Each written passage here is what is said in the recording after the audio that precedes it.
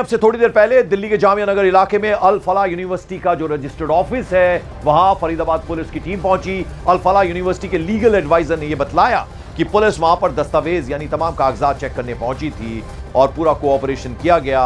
यह बताया गया है वहां यूनिवर्सिटी प्रशासन की तरफ से। लीगल एडवाइजर जो हैं उन्होंने ये जानकारी दी है। अल फलाह यूनिवर्सिटी पहुंची थी फरीदाबाद पुलिस की टीम, उसके अलावा प्रवर्तन निदेशालय की टीम और इकोनॉमिक ऑफेंस विंग की टीम भी यानी ईओडब्ल्यू की टीम भी पहुंची थी। फरीदाबाद पुलिस की टीम जो है जब यूनिवर्सिटी पहुंची तो दस्तावेज जो उन्हें चाहिए थे वो मुहैया कराए गए, दिए गए। ये जानकारी जो है ये दी गई है अल फलाह यूनिवर्सिटी के लीगल एडवाइजर की तरफ से।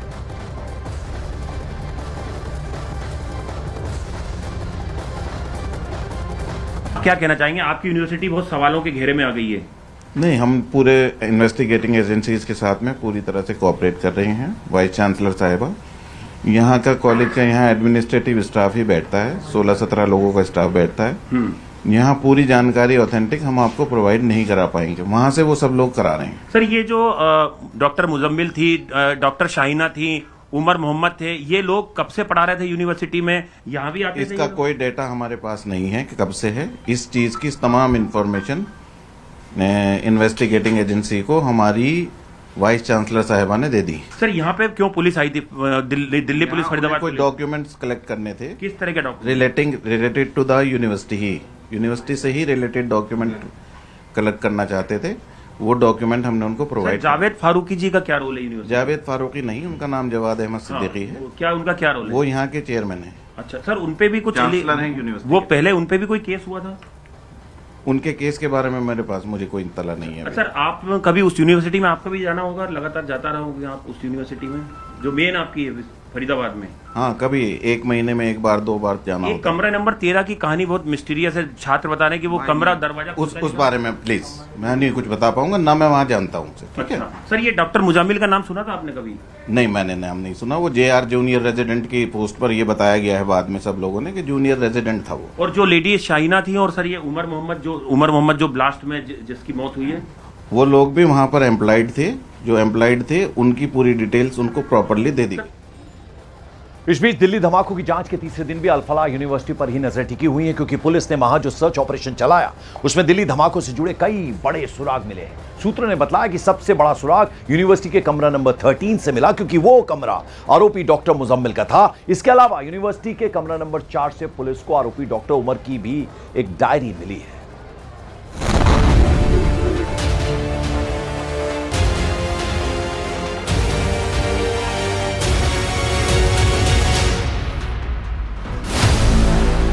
अल फलाह यूनिवर्सिटी की बिल्डिंग नंबर 17,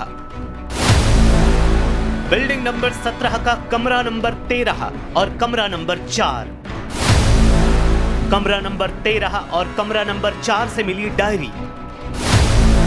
डायरी ने खोले दिल्ली धमाके के राज। आखिरकार पता चल गया कि दिल्ली को दहलाने की पूरी प्लानिंग कहां हुई थी। सूत्रों ने बताया कि जांच एजेंसियों के रेडार पर आई फरीदाबाद की अल फलाह यूनिवर्सिटी के 2 कमरों में पूरी साजिश रची गई। ये दोनों कमरे हैं अल फलाह यूनिवर्सिटी की बिल्डिंग नंबर 17 के कमरा नंबर 13 और कमरा नंबर 4। खबर आई है कि फरीदाबाद की अल फलाह यूनिवर्सिटी के कमरा नंबर 13 में ही भारत को दहलाने की एक बड़ी आतंकी साजिश रची गई। ये कमरा नंबर 13 डॉक्टर मुजम्मिल का था और इसी कमरे में डॉक्टर मुजम्मिल दूसरे आतंकवादियों से मुलाकात करता था। पुलिस के सूत्रों के मुताबिक जांच के दौरान पुलिस ने अल फलाह यूनिवर्सिटी की बिल्डिंग नंबर 17 के कमरा नंबर 13 को सीज कर दिया। कमरा नंबर 13 से पुलिस को एक डिवाइस और पेन ड्राइव मिली। इसके अलावा पुलिस को कुछ केमिकल और डिजिटल डेटा भी मिला। सूत्रों ने ही बताया कि कमरा नंबर 13 में ही तय होता था कि यूनिवर्सिटी की लैब से केमिकल बाहर कैसे लाया जाएगा। शक है उसी केमिकल से कम मात्रा में अमोनियम नाइट्रेट और ऑक्साइड मिलाकर विस्फोटक तैयार किए गए थे। सूत्रों के मुताबिक अल फलाह यूनिवर्सिटी के कमरा नंबर 13 और कमरा नंबर 4 से सुरक्षा एजेंसियों को डॉक्टर मुजम्मिल और मोहम्मद उमर की 2 संदिग्ध डायरियां बरामद हुई हैं। इन डायरियों में ऑपरेशन शब्द का इस्तेमाल किया गया था, जिसको डिकोड करने की कोशिश की जा रही है। सूत्रों के मुताबिक डॉक्टर मुजम्मिल और डॉक्टर उमर की डायरी में कुछ कोड वर्ड्स का इस्तेमाल हुआ है, जिससे पता चलता है कि 8 से 12 नवंबर के बीच कुछ होने वाला है। सूत्रों की माने तो डायरी के अंदर ऑपरेशन शब्द का कई बार इस्तेमाल किया गया है। पुलिस सूत्रों के मुताबिक जांच एजेंसियों को यह भी पता चला कि आरोपी doctor Muzammil, doctor Adeel, doctor Umar और डॉक्टर शाहीन ने मिलकर लगभग 20 लाख रुपए नकद जुटाए, जो उमर को सौंपे गए। बाद में उन्होंने गुरुग्राम, नूह और आसपास के इलाकों से आईईडी तैयार करने के लिए 3 लाख रुपए का 20 क्विंटल से ज्यादा उर्वरक खरीदा। खबर आई कि उमर और डॉक्टर मुजम्मिल के बीच पैसों का विवाद भी था। उमर ने सिग्नल ऐप पर 2-4 सदस्यों वाला एक ग्रुप बनाया था, जिस पर इन सारी चीजों की चर्चा होती थी। यानी एक एक करके अल फलाह यूनिवर्सिटी से ही दिल्ली धमाकों के राज खुले।